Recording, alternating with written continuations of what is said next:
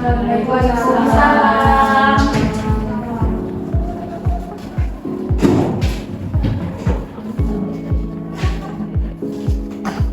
Selamat pagi ya Nana. Selamat pagi. Oke, bagaimana kabarnya hari ini? Alhamdulillah. Oke, sehat semua ya berarti ya. Di sini ketua kelasnya siapa? Mbak Ervina. Ya. Oke, Mbak Ervina dipimpin berdoa terlebih dahulu sebelum melakukan pembelajaran hari ini. Untuk Mbak Ervina dipersilakan. Untuk mengawali pembelajaran, marilah kita berdoa bersama-sama.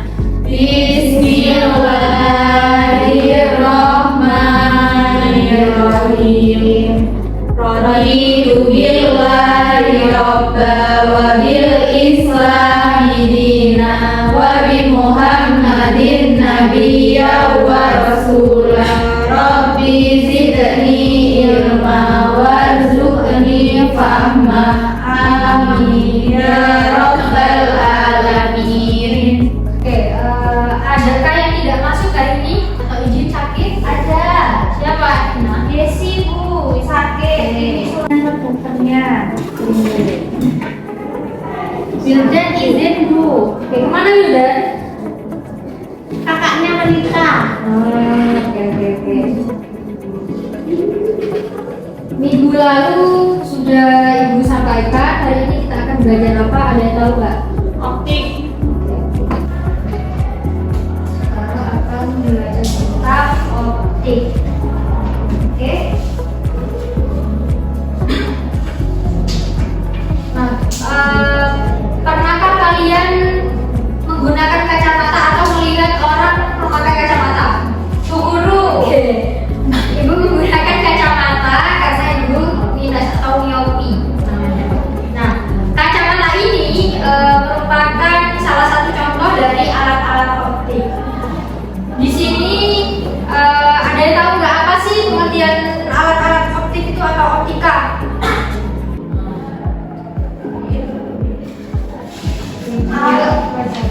Jadi alat-alat optik itu cabang ilmu fisika yang mempelajari tentang cahaya dan bagaimana cahaya tersebut berinteraksi dengan benda-benda atau sebuah materi. Jadi di sini ada pertama contohnya kacamata. Nah, kacamata seperti Mbak Kriska ya Mbak? Iya Bu. Menggunakan kacamata. Nah, hari ini kalian akan mempelajari tentang menyebutkan macam-macam penerapan alat optik.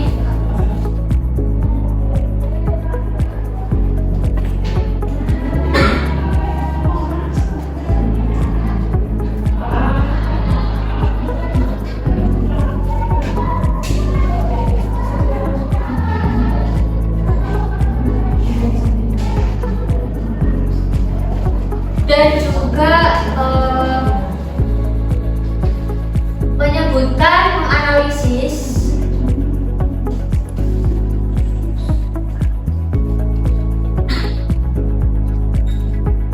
cara kerja dari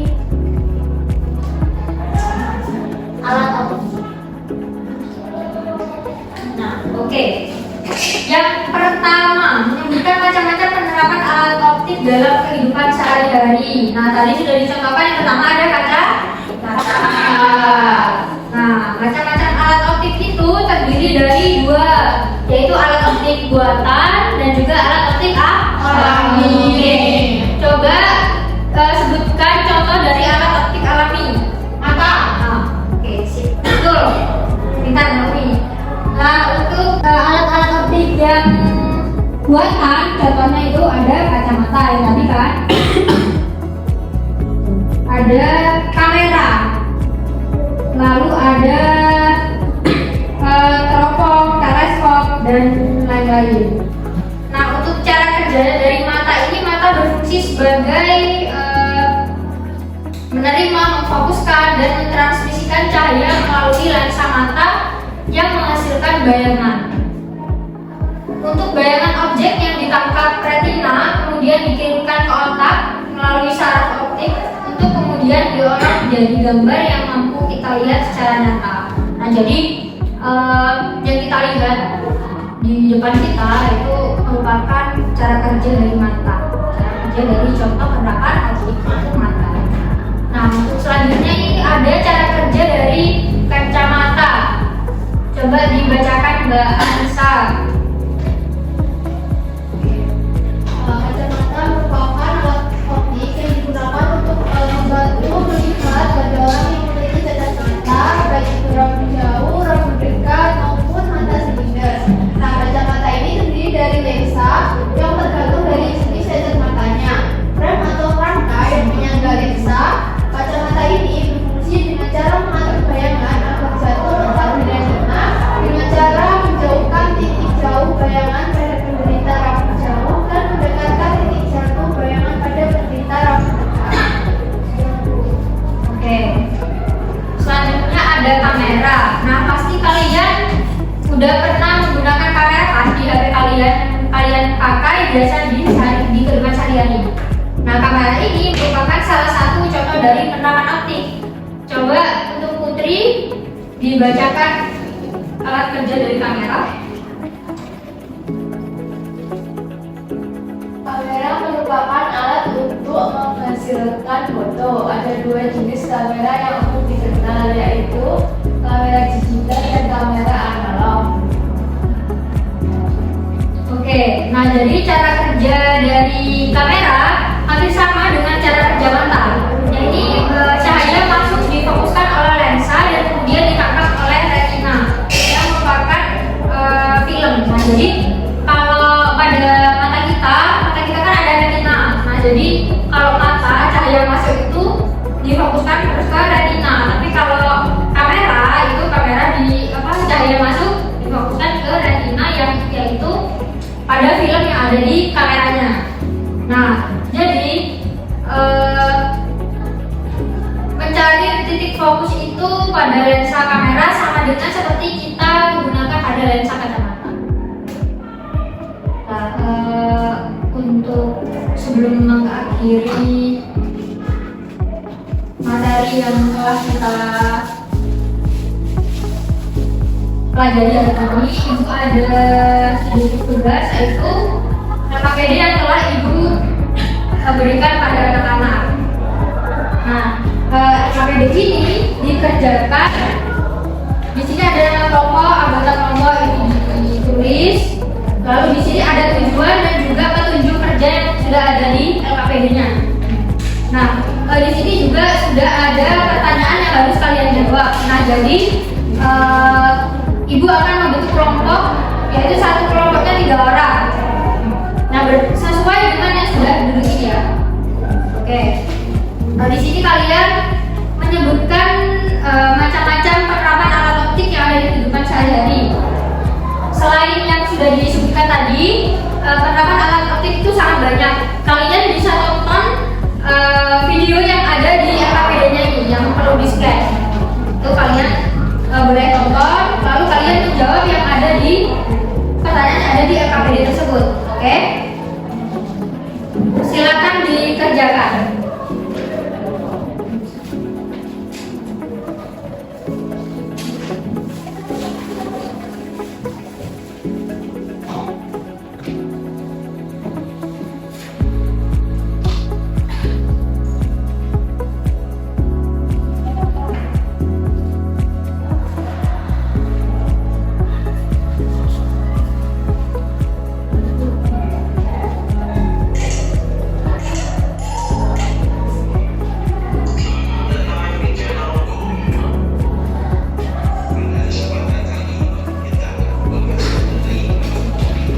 Jadi video tersebut bisa kita tonton bareng-bareng atau bisa juga ditonton di rumah ya untuk pembelajaran selanjutnya. Itu. Beri waktu 30 menit atau 15 menit untuk mengerjakan ini. Oke, 15 menit. Silakan dikerjakan.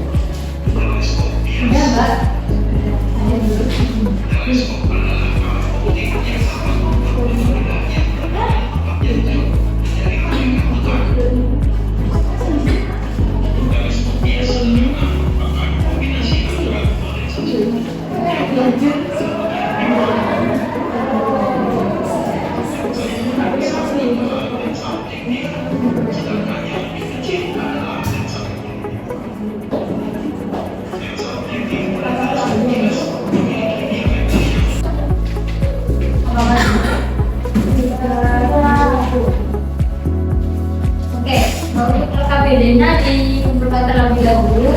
Nanti untuk yang mempresentasikan di depan, Ibu tunjuk secara random ya.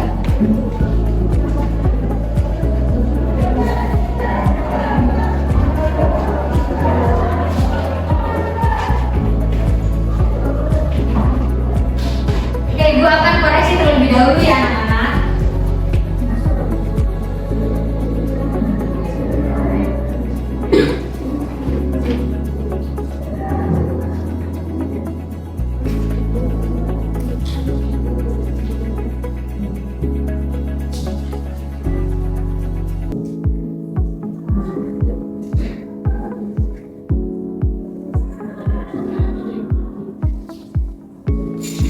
Oke, akan Ibu tunjuk untuk yang pertama maju ke depan untuk menjelaskan macam-macam penerapan dari alat optik. Ini punya kelompoknya Mbak Umi. Mbak Umi, silakan.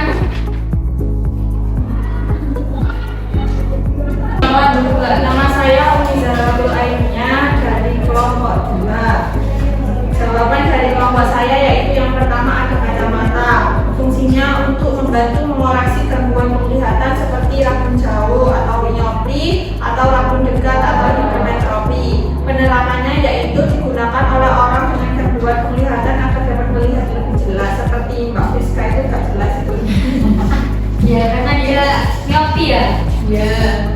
Kemudian ada kamera. Fungsinya menangkapkan gambar objek melalui sistem lensa yang memfokuskan cahaya pada sensor atau film. Penerapannya yaitu digunakan untuk dokumentasi, fotografi profesional dan pengawasan keamanan. Biasanya itu CCTV yang ada di toko-toko itu biasanya itu tuh salah satu penerapan kameranya itu. Dia ada mikroskop. Kita pernah ya belajar mikroskop? Pernah ya di apa? Paradigma apa? Biologi. Kenapa? Ya. Iya, biologi.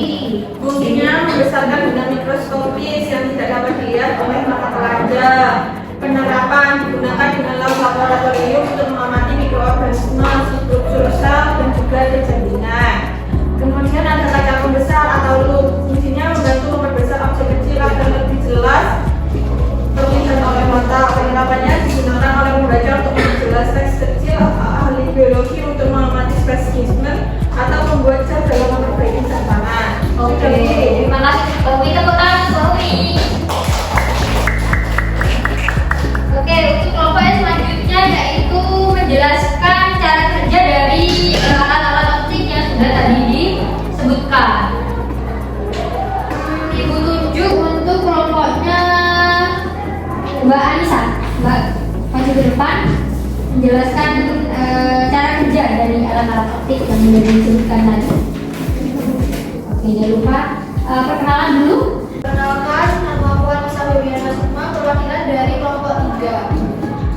Di sini yang pertama kaca pembesar atau loop, di mana untuk cara kerjanya yaitu menggunakan lensa cembung atau lensa positif untuk memperbesar bayangan suatu objek. Nah, ketika objek ditempatkan di antara titik fokus dan lensa, maka bayangan yang dihasilkan bersifat layar, tegak, dan diperbesar. Kemudian yang kedua, untuk cara kerja kamera yaitu menggunakan lensa cembung untuk memfokuskan cahaya dari objek ke sensor digital atau film analog. Nah, lensa ini mengatur fokus agar bayangan yang dihasilkan menjadi nyata dan terbalik pada sensor. Nah, sensor atau film ini akan menangkap bayangan tersebut untuk menghasilkan foto. Kemudian yang ketiga yaitu cara kerja kacamata. Untuk kacamata lurus miopi menggunakan lensa cembung untuk menyebarkan cahaya sehingga bayangan jatuh tepat pada retina. Nah, untuk kacamata yang plus atau hipermetropi menggunakan lensa cembung untuk mengumpulkan cahaya sehingga bayangan jatuh pada retina. Nah, lensa ini disesuaikan dengan kelainan refleksi pada mata pengguna. Yang keempat yaitu cara kerja mikroskop, di mana mikroskop ini memiliki dua lensa utama yaitu lensa objektif dan lensa okuler. Nah, lensa objektif ini menghasilkan bayangan nyata yang diperbesar, sedangkan bayangan ini kemudian diperbesar lagi oleh lensa okuler sehingga untuk bayangan akhir menjadi maya, tegak, dan sangat diperbesar. Nah, mikroskop ini menggunakan sumber cahaya untuk menerangi objek kecil. Seperti itu. Oke, sudah lengkap semuanya jawabannya. Terima kasih Mbak Anissa. Tepuk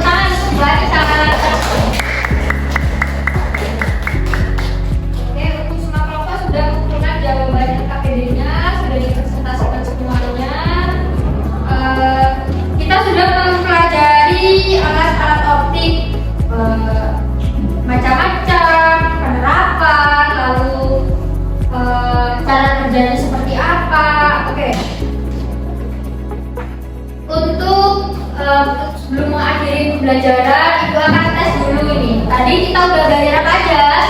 Untuk macam-macam alat auditnya ada apa aja? Ada Macam-macam. Oke, belum ada? Boleh lu. Mikroskop. Teleskop. Oke.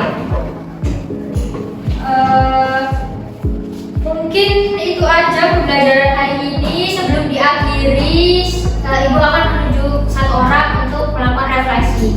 Pembelajaran hari ini tuh menyenangkan gak sih? Atau bikin bosan atau gimana? Oke, untuk siapa ya? Untuk Mbak Iva, maju ke depan. Pembelajaran hari ini gimana ya? Capek terus atau bikin panas, pusing? Silakan maju ke depan.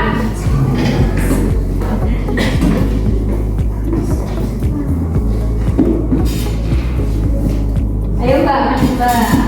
Ini kelompok berapa Mbak? Satu. Oke, silakan disampaikan.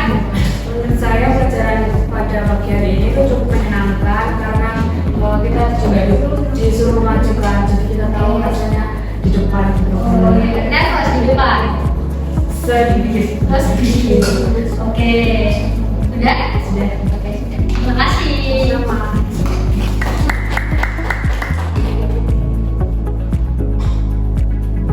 Ada yang ingin ditanyakan mungkin sebelum pembelajarannya diakhiri? Tidak ada? Tidak Ya, sudah paham semua ya? Oke. Sudah semua. Terima kasih sudah mendengarkan dan memperhatikan Ibu sama menjelaskan.